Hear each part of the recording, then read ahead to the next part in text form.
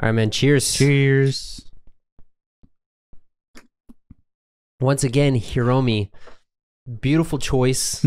Please get this for us again. I don't know how expensive it was. If it's too expensive, maybe get it for us in a couple months. But if it's not that expensive, please send another one quickly. My God. You know, the more I drink this, the more I like it. The more it tastes better. Yeah. You know? This is so good. Yeah. This is more better. There we go. The more it tastes better. The true Arthur is coming out. It's the more better. More better. What's up, you guys? How's it going? Yeah, man. Don't bring that out of me. It's embarrassing. Do you get the accent back when you go back home? No, so here's the thing. So in just to kind of tell you about how humans work. So there's this thing that they've discovered with humans that if there's someone they like or someone they associate with, they want to talk like them.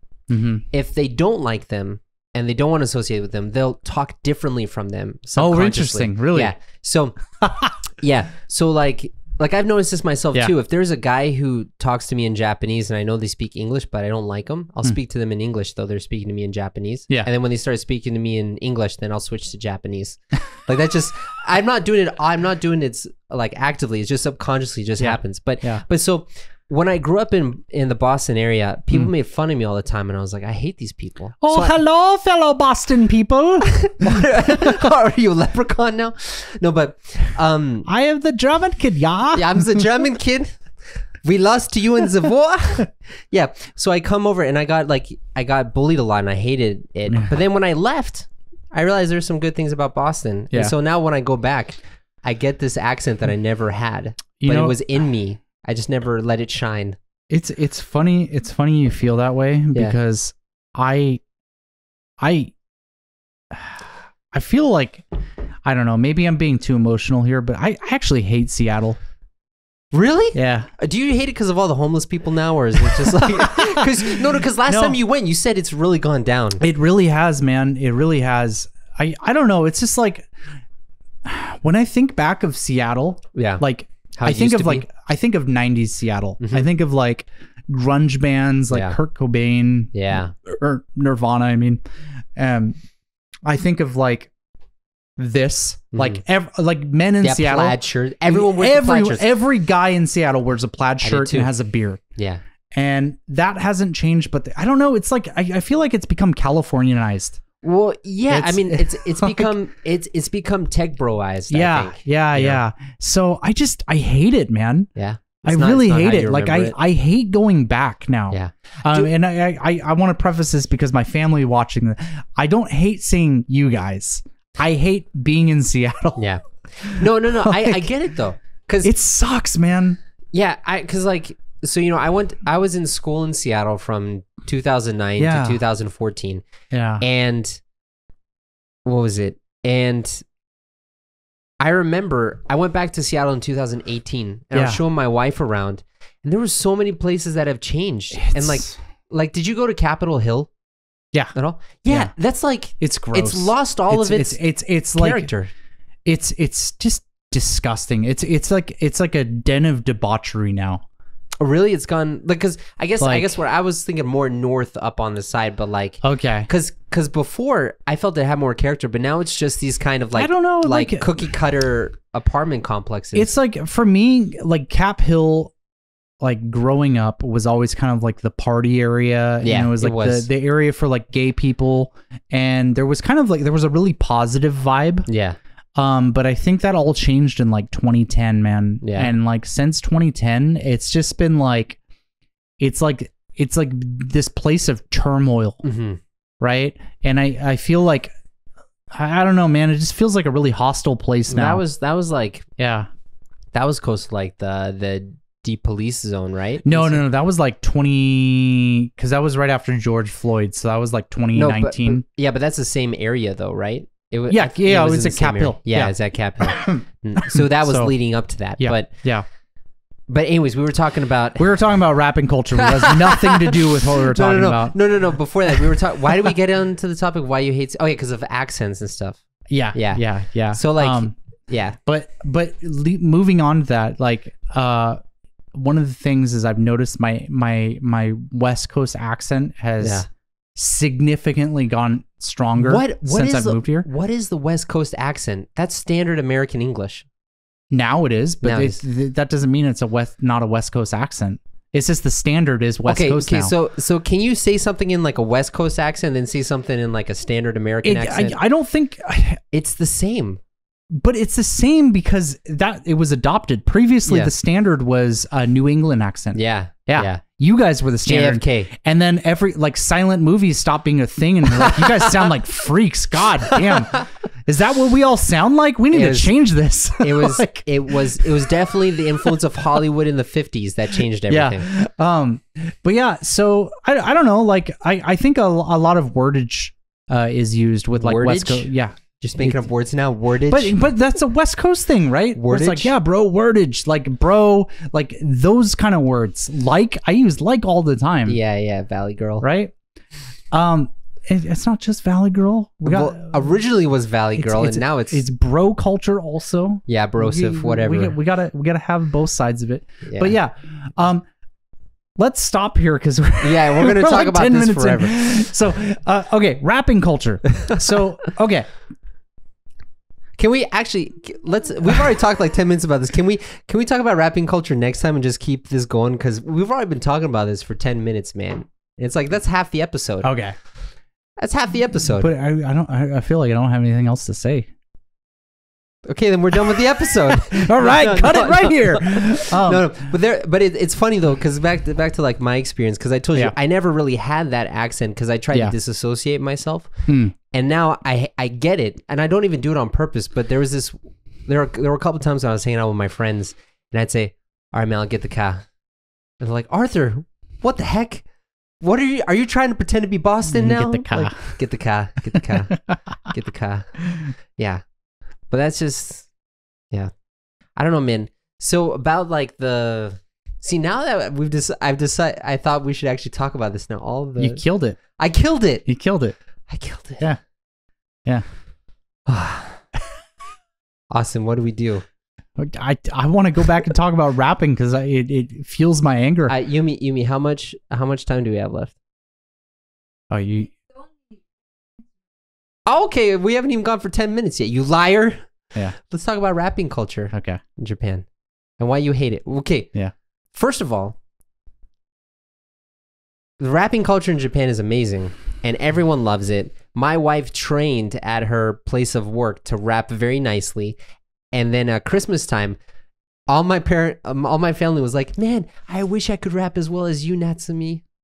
So I hate it. Why? I hate rapping. I've hated rapping all my life. You logical freak. It is the most pointless, like nonsensical, stupid crap that like it's not like the most, but it's up there. It annoys me so much because it's such a waste. It's a waste of material and it's a waste of my time for opening the rapping. It's like if you're gonna give me a gift or if I'm gonna give a gift to somebody, like that's fine. Just give them the goddamn gift. Like, why is it got to be in like all this different paper? Like, oh, look how tightly I made my creases and folds. Like, I don't give a shit. I'm just being real. How American of you, man. It drives me nuts, man. Because like, I'll get something here, and like, I'll get like a gift from my wife or like a gift from somebody here, and like, I'll tell you where it drives me nuts. When I'm buying cake. Yeah. Right. I'm getting cake here, and it's got to have like a little sign on it that says like, oh, to so-and-so, like for whatever reason. Then you put it in the box, then you put the bow around the box, then you put another bow around the box, then you put it in a gift bag, then you tie up the gift bag, and then you put like a little card on it. It's like, dude, I hate that, man. Just give me the goddamn cake. Like, that's all I want. Yeah, dude. That's super American of you, man. Because because just talking about this, because this is something that I really feel more and more whenever I go back, that people talk about how appearances don't matter. Yeah. Like, I don't care if I haven't showered in 2 weeks and I have peach fuzz growing out of my like ears or something, or I'm totally unkempt. You should like me for who I am. Because I am a gem inside. All that matters is the content, not the rapping. And that's so American, you know, because here in Japan, it's the exact opposite. You know? It is. It is. And it's kind of like, you know, that's why you put on nice clothes. True. So you wrap a nice gift. Like if I'm getting something for myself, I don't want it wrapped. But if I'm getting like for I'm not else, throwing my clothes away after I take my clothes off. Some people do when they buy them from Shane. I mean, fair. But like, yeah. But like the thing that irritates me is like, okay, another example. You go, you like the omiyage boxes. I understand why they're individually wrapped because they're intended to be given out, right? Yeah. But if I go to the store and I'll give you an example. You go to the konbini and you get the little cheeses. And each cheese is like individually twisted and like little wrapping paper. Why? Yeah. Why is it? Just give me the fucking cheese.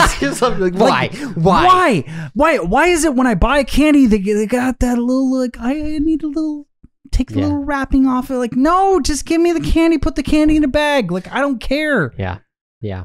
I don't need this extra paper. Or like plastic. It's such a waste, man. It drives me insane. It's because people associate that with being clean. I guess so. Yeah, it's true. Because like, why are all the individual fruits in the supermarket wrapped up? People say it's cleaner because they don't want someone who's been touching that, you know? And to be honest, since moving here, when I like get a bag of Doritos and I'm like, oh, they're all together. Yeah. It's kind of gross. Like I can't just get one, like a couple. I have to get my hands messy, you know? But yeah, Austin, just 3, 2, 1. Hey guys, we're interrupting this awesome podcast with the two of us to tell you about a really special thing. It's called the Austin&Arthur Friends. In the Austin&Arthur Friends, you're going to get this video with English and Japanese subtitles. 日本語と英語の字幕両方ついている動画もゲットできるんですね。You can also get a PDF script so you can read along with it. You'll get the video, the long conversation in separate videos, so it's easier for you to watch as well. You'll also get access to a Kain Gente online community and also opportunities to talk directly with me and Austin. Yeah, you know, because we're really fun to talk to. Well, I am. Austin's really boring. That's a lie. It's the opposite. He's correct. I'm the boring one. All right. Bye, guys. See ya. Okay, we're back now. Did you guys see the change? I think you did, but Austin's hand was still on the bottle, so it was close enough. Oh, do you remember how I was holding it? No. Oh, I don't remember. Maybe I was holding it the right way. Maybe you were. Yeah. Yeah, but so because it's cleaner that way, then it's just, I don't know. I feel like whenever I go back to America, I feel like everyone's like dirty. Look, the way I see it is taking the time to wrap a gift is supposed to give the feeling of this is important to me and I care about you. Yeah. The problem that I have is nobody wraps their gifts here in Japan. Nobody wraps their gifts. Themselves, you mean? Themselves, yeah. It's done by a company or it's done by like the salesperson there or whatever, or you just buy it, right? And so it feels very artificial and pointless to me. Okay. And that's why it irritates me. I see. Right? I don't like wrapping, but like the intent of wrapping is like, I want to personally do something and I want to surprise you. Yeah, you want the other person to feel, you want it to feel more genuine, like the other person actually did it. Like I made a gift for you. Yeah. Like that's kind of the intent with it, right? Yeah. And you just don't get that feeling here because like the wrapping is so like neat and perfect and artificial, right?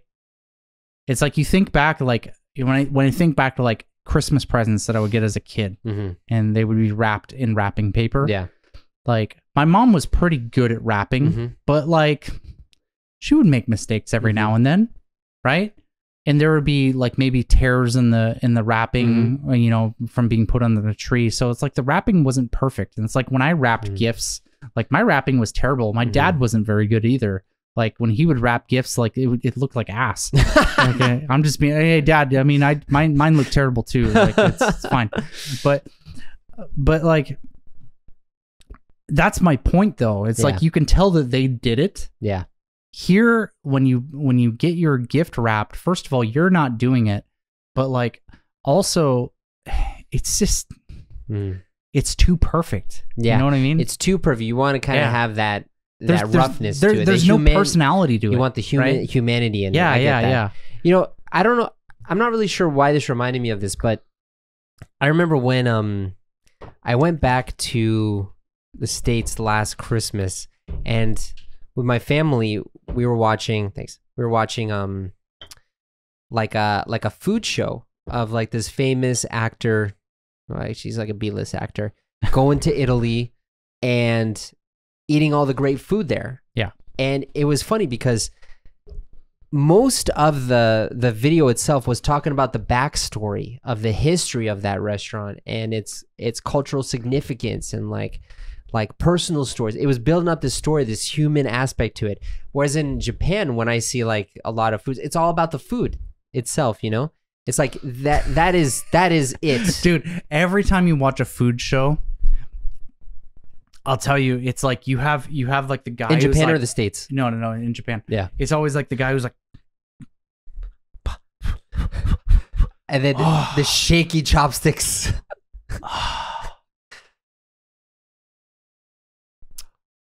Ooh, my just there. Yeah, right. You know, it's always like that. I know. It's like every single food show. It's like it doesn't matter if they're doing ramen or sushi. Yeah. It's like, or the other one is like, yeah, oishi. Yeah, right. That's one that the girls do. But it's like, that's, I think that kind of encapsulates like the cultural difference a little bit, because in Japan it's about the thing. Yeah. Whereas in America it's about the story behind the thing. Yeah. Like you can have the nicest thing, but if there's no story, people are like, I don't give a shit. Why are we? Who cares? You know? Yeah. Yeah. And it's just like a cultural difference. Yeah. You know? I don't know. And you know, I'm going to be honest. Like, I don't necessarily hate the way Japan does presentations, because like sometimes I just want the food. Yeah. You know what I mean? Like, I don't need to know the freaking history of this hamburger. Just give me the damn hamburger. Like, so I get it. I get it. And like, I kind of relate with Japan about that. But like the thing that drives me nuts about rapping culture here, I feel, is soulless. It feels soulless to me. Like, it feels like the humanity isn't put into rapping. Because it's too perfect? It's too perfect. Yeah. But also that it's done on everything. Oh yeah. You know what I mean? Yeah. No, I get that. Because, you know, especially in places like Tokyo, it's a very well-ordered artificial society. Yeah. And like we talked in previous episodes, there are some foreigners who come here and they feel super lonely because they feel like everyone's a robot. And you know, to an extent, that's true. They are a robot. Now, do I need to make friends with the person wrapping my gift? No, I don't. No. I just want my gift wrapped, you know? Yeah. But I just don't want my gift wrapped. You just want your gift wrapped. Just give me the food in the box. Give me the goddamn cake. Stop wrapping my cake, please. Yeah. I want to eat my cake. I'm going to eat it when I go home. But in all fairness, there's a cake shop near here that I really, really like. It's a place I always go when I want to get something really good. And I kid you not, they made me wait 5 minutes while they wrapped it, because it was like all the individual cakes. They had to put the tape on the bottom. They had to put the paper guards around it. They had to put everything in, but it took like 5 minutes. Have you seen Love Actually? Yeah, about wrapping the Christmas gifts. Yeah, I was going to talk about that. So if you guys haven't seen this movie, it's called Love Actually. It's a British romantic comedy. It's really good. But there's this scene. Feel it in my fingers. Sorry. Oh, dude, that rock star guy was so good. Yeah. But like, anyways, this guy's like kind of cheating on his wife, and he's buying a gift for his secretary, right? Mm-hmm. And they have Mr. Bean. Who wraps the gift. Who wraps the gifts. And if you know who Mr. Bean is, he's this really famous British comedian. Guys, I don't know his name in real life. Rowan Atkinson. Rowan Atkins. That's what it is.